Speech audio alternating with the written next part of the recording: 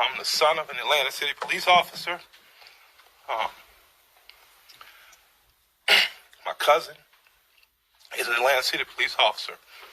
And my other cousin, East Point police officer. And I got a lot of love and respect for police officers, down to the original 8 police officers in Atlanta that even after becoming police had to dress in a YMCA because white officers didn't want to get dressed with niggers. And here we are 80 years later. I watched a white officer assassinate a black man. And I know that tore your heart out. And I know it's crippling. And I have nothing positive to say in this moment because I don't want to be here.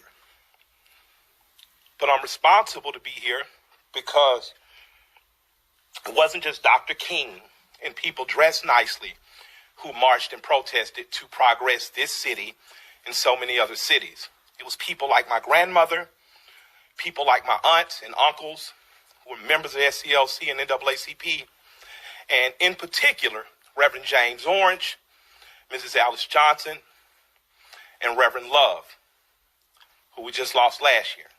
So I'm duty bound to be here to simply say that it is your duty not to burn your own house down for anger with an enemy.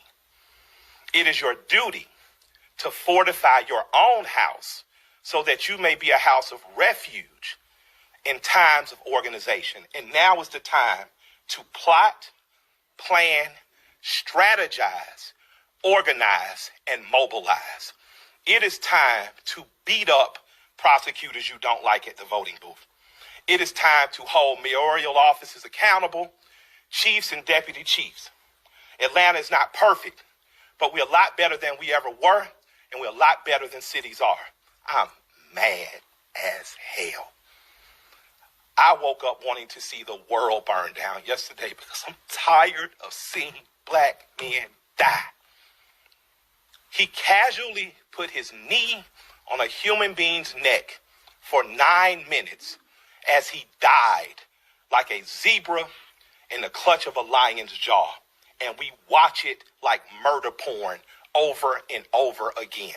So that's why children are burning to the ground. They don't know what else to do. And it is the responsibility of us to make this better right now. We don't want to see one officer charged. We want to see 4 officers prosecuted and sentenced. We don't want to see targets burning. We want to see the system that sets up for systemic racism burnt to the ground. And as I sit here in Georgia, home of Stevens, Georgia, former vice president of the Confederacy, white man said that fundamental law stated that whites were naturally the superior race, and the Confederacy was built on a cornerstone. It's called a cornerstone speech. Look it up. The cornerstone speech that blacks would always be subordinate.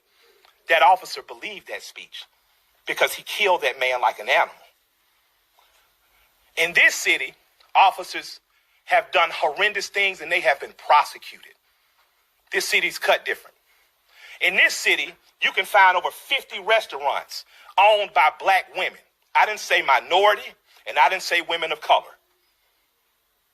So after you burn down your own home, what do you have left but char and ash?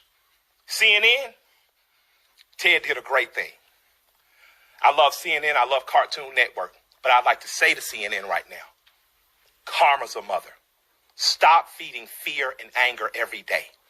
Stop making people feel so fearful. Give them hope. I'm glad they only took down a sign and defaced a building and they're not killing human beings like that policeman did. I'm glad that they only destroyed some brick and mortar and they didn't rip a father from a son. They didn't rip a son from a mother like the policeman did.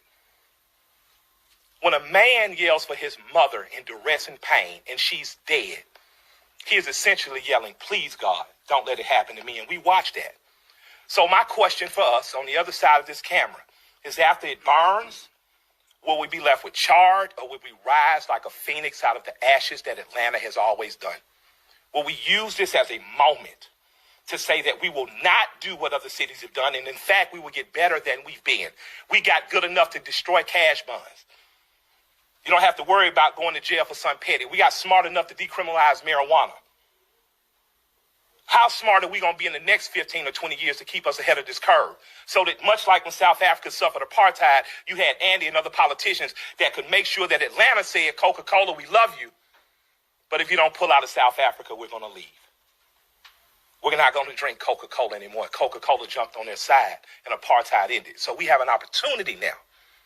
Because I'm mad, I don't have any good advice.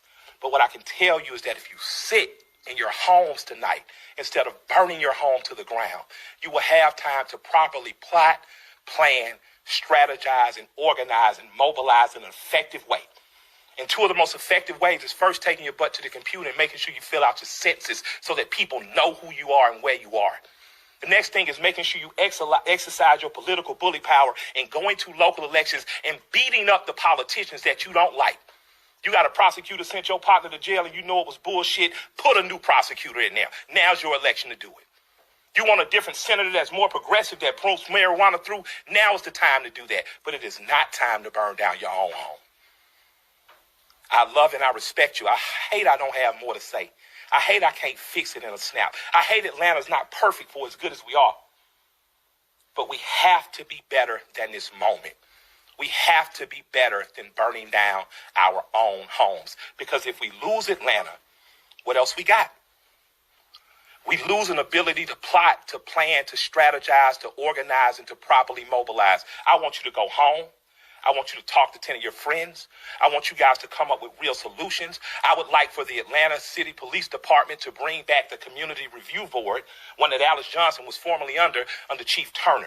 We need a review board here because we need to get ahead of it before an officer does some stupid shit.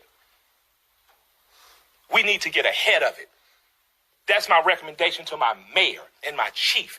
Let's get a review board. Let's get ahead of it and let's give them power. We don't need an officer that makes a mistake once, twice, 3 times, and finally he kills a boy on national TV, and the next thing you know, the country is burning down.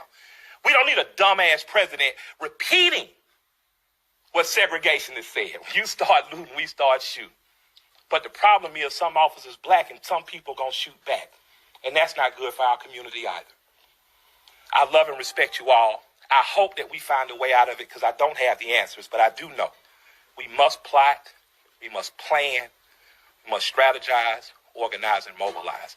Thank you for allowing me some time to speak. I'd like to appreciate our chief for what she said on YouTube. I thought it was very bold to do.